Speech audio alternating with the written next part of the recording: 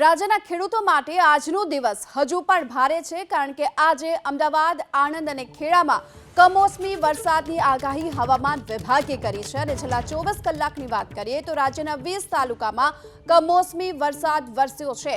જો કે હજુ પણ કમોસમી વરસાદની આગાહી હવામાન વિભાગે વ્યક્ત કરી છે, કારણ કે ગુજરાત નજીક વરસાદી સિસ્ટમ સક્રિય બની છે અને જેના કારણે 3 થી 4 દિવસથી રાજ્યના મોટાભાગના વિસ્તારોના વાતાવરણમાં પલટો જોવા મળ્યો હતો। કમોસમી વરસાદ વરસ્યો અને છેલ્લા 24 કલાકમાં રાજ્યના 20 તાલુકામાં કમોસમી વરસાદ ખાબક્યો, જેમાં સુરેન્દ્રનગરના મૂડીમાં 2 ઇંચ અને કચ્છના નખત્રાણામાં 1.5 ઇંચ વરસાદ ખાબક્યો, જેના કારણે નીચાણવાળા વિસ્તારોમાં ઠેર ઠેર પાણી ભરાયા। તો અમરેલીના બાબરામાં પણ 1/2 ઇંચ વરસાદ વરસ્યો છે। તો છેલ્લા 24 કલાકની અંદર 20 તાલુકામાં વરસાદી માહોલ જોવા મળી રહ્યો છે। આગામી 3-4 દિવસ આ જ પ્રકારનો માહોલ રહે તેવી શક્યતા હવામાન વિભાગે વ્યક્ત કરી છે। સુરેન્દ્રનગરના મૂડીમાં સૌથી વધુ 2 ઇંચ વરસાદ ખાબક્યો, તો આ તરફ કચ્છના નખત્રાણામાં પણ 1.5 ઇંચ વરસાદ ખાબક્યો હતો।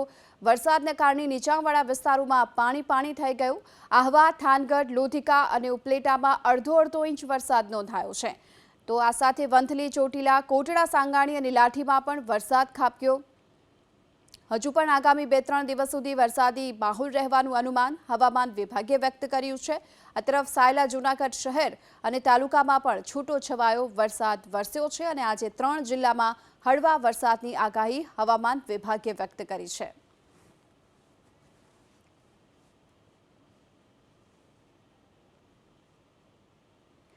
સૌરાષ્ટ્રમાં ગાજવીજ અને ભારે પવન સાથે મિની વાવાઝોડાથી તબાહી સર્જાઈ। વીજળી પડવાને કારણે પોરબંદર અને સુરેન્દ્રનગર જિલ્લામાં 4 વ્યક્તિઓના મૃત્યુ થયા છે, જ્યારે 2 વ્યક્તિઓને ઈજા પહોંચી, જ્યારે કે સૌરાષ્ટ્રમાં અંદાજિત 233 ગામોમાં વીજ પુરવઠો ખોરવાયો છે। તો અનેક જગ્યાઓ પર વૃક્ષો ધરાશાયી થયા છે। હોર્ડિંગ્સ અને રૂફટોપ પર પેનલને નુકસાન પહોંચ્યું। અમરેલી, જામનગર, સુરેન્દ્રનગર, જસદણ, ગોંડલ સહિત સૌરાષ્ટ્રના અનેક વિસ્તારો એવા છે જ્યાં ઉનાળુ સિઝનના કૃષિ પાકને નુકસાન પણ પહોંચ્યું। ચોટીલા તાલુકા અને વઢવાણ પંથકમાં કરા સાથે વરસાદ વરસ્યો, તો ઝાલાવાડમાં તલ, બાજરી, શાકભાજી સહિતના પાકોમાં પણ મોટા પ્રમાણમાં નુકસાન પહોંચ્યું છે। ગોંડલ પંથકમાં ભારે વરસાદના કારણે અનેક વિસ્તારોમાં પાણી ભરાયા। વાત અમરેલીની, જ્યાં બાબરામાં મિની વાવાઝોડાના કારણે અનેક વૃક્ષો અને વીજપોલ પણ ધરાશાયી થયા, જેના કારણે અંધારપટ જોવા મળ્યો છે। તો વીજળીના કડાકા ભડાકા સાથે વરસાદ વરસ્યો હતો। સમગ્ર સૌરાષ્ટ્રભરમાં કમોસમી વરસાદના કારણે ખેતી પાકને વ્યાપક નુકસાન પણ પહોંચ્યું છે।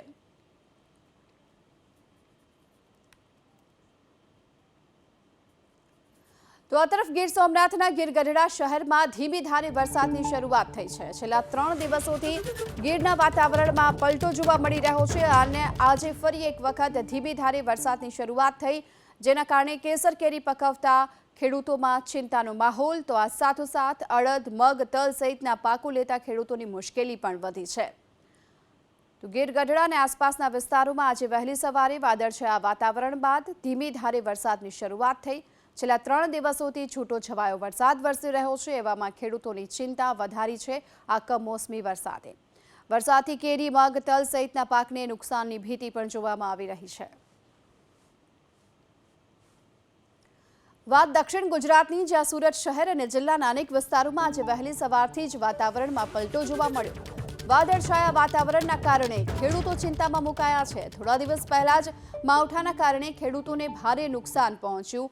ડાંગર, તલ, મગ, કેરી સહિત શાકભાજીના પાકને ભારે નુકસાન થયું છે। ખેડૂત આગેવાનોએ સર્વે કરી વળતરની પણ માંગ કરી છે। જો કે હજુ તો સર્વે નથી થયું, ત્યાં ફરી એક વખત માવઠા જેવું વાતાવરણ સર્જાયું અને તેના કારણે ખેડૂતો ચિંતામાં મુકાઈ ગયા છે। વાદળો ઘેરાતાની સાથે જ ખેડૂતોની ચિંતા પણ વધી છે, કારણ કે તેમને મહા મહેનતે ઉગાડેલો પાકને નુકસાન જવાની ભીતિ છે। ડાંગર, તલ, મગ, શાકભાજી સહિતના પાકને નુકસાનની ભીતિ જોવામાં આવી રહી છે। સુરત શહેરમાં ફરી એક વખત વાતાવરણમાં પલટો આવ્યો છે। સીધા દ્રશ્ય તમે જોઈ શકો છો, સુરતના સ્ટેશન વિસ્તારનો નજારો છે। વહેલી સવારે જે પ્રમાણે વાતાવરણ જોવા મળી રહ્યું છે, ત્યારે માવઠા જેવું વાતાવરણ અત્યારે જોવા મળી રહ્યું છે। ગત દિવસોમાં જે પ્રમાણે માવઠું આવ્યું હતું અને જે વરસાદ વરસ્યો હતો, જેના કારણે ડાંગર, તલ સહિતનો જે પાક છે, ખાસ કરીને કેરીનો પાક છે, એને ભારે નુકસાન થયું હતું। વાતાવરણ તમે જોઈ શકો છો, આ પ્રમાણે વાદળછાયું વાતાવરણ સર્જાયું છે। ત્યારે માવઠાની શક્યતાઓ જોવાઈ રહી છે। સુરત શહેર સહિત દક્ષિણ ગુજરાતમાં જે પ્રમાણે ભર ઉનાળે રાત્રિ દરમિયાન ભારે પવન ફૂંકાયો હતો અને વરસાદ વરસ્યો હતો, જેને લઈને જે ઊભો પાક હતો એને નુકસાન થયું છે અને ખેડૂતોને રોવાનો વારો આવ્યો છે। ત્યારે ફરી એક વખત અત્યારે દ્રશ્યમાં જોઈ શકાય છે કાળા ડિબાંગ વાદળો છે એ આકાશમાં ઘેરાયેલા જોવા મળી રહ્યા છે અને આ પ્રમાણેની સ્થિતિ જ્યારે સર્જાય છે ત્યારે ખાસ કરીને જે ખેડૂતો છે એ ખેડૂતોમાં પણ ભારે ચિંતા અત્યારે હાલ જોવા મળી રહી છે।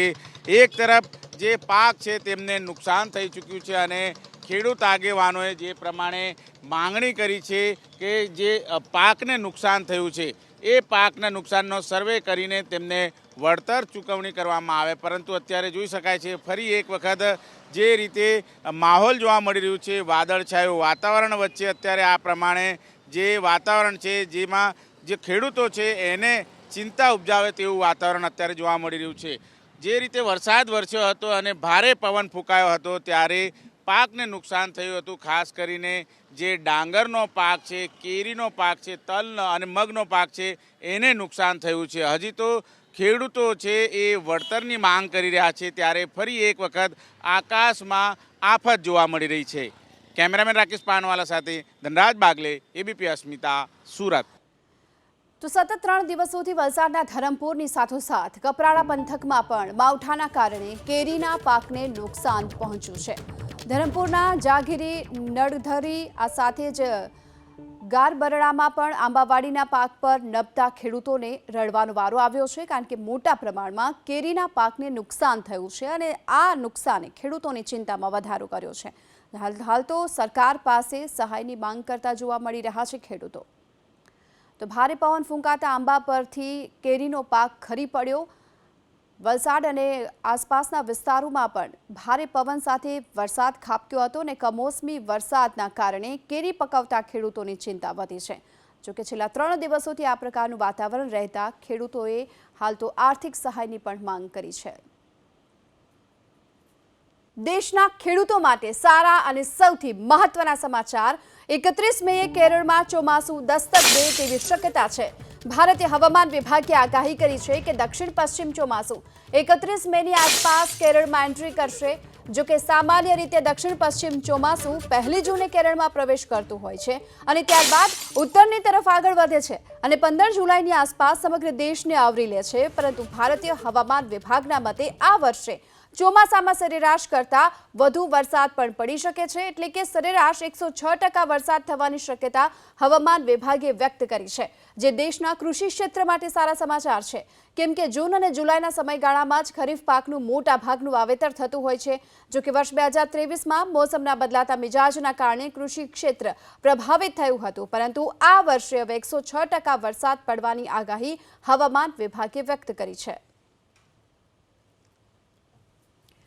તો આ તરફ રાજકોટ જિલ્લામાં બુધવારે ગાજવીજ સાથે વરસાદ વરસ્યો। કમોસમી વરસાદ વરસતા ખેડૂતોની ચિંતા વધી છે।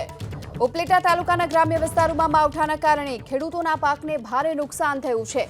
સાતવડી, મોટી પાનેલી અને ભાયાવદરમાં કમોસમી વરસાદ ખાબક્યો, જેના કારણે ખેતરોમાં જ્યાં જુઓ ત્યાં બસ પાણી જ પાણી જોવા મળી રહ્યું છે। તો ઉપલેટા તાલુકાના ગ્રામ્ય વિસ્તારોમાં પણ વરસાદ વરસ્યો હતો।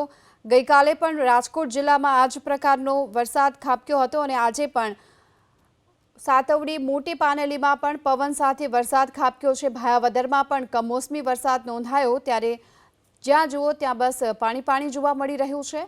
ખેતરોમાં પાણી હોવાને કારણે ખેડૂતોની ચિંતામાં પણ વધારો થયો છે।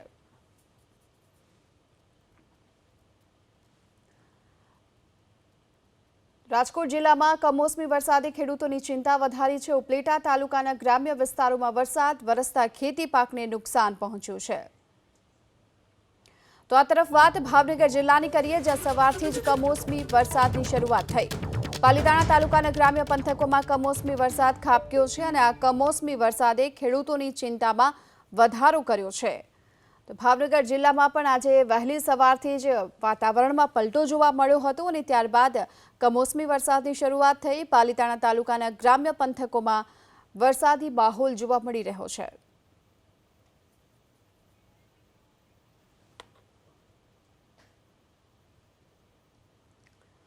વીજળી પડવાને કારણે મોરબી જિલ્લામાં 7 પશુઓના મોત થયા છે। વાંકાનેરના અગાબી પીપળિયા ગામે વીજળી પડતા મોત થયા। બુધવારે રાત્રે ગાજવીજ સાથે ભારે પવન ફૂંકાયો હતો અને વીજળી પડવાની ઘટના બની હતી। ત્યારે વાંકાનેરના અગાબી પીપળિયા ગામે વીજળી પડવાને કારણે 7 પશુઓના મોત થયા છે।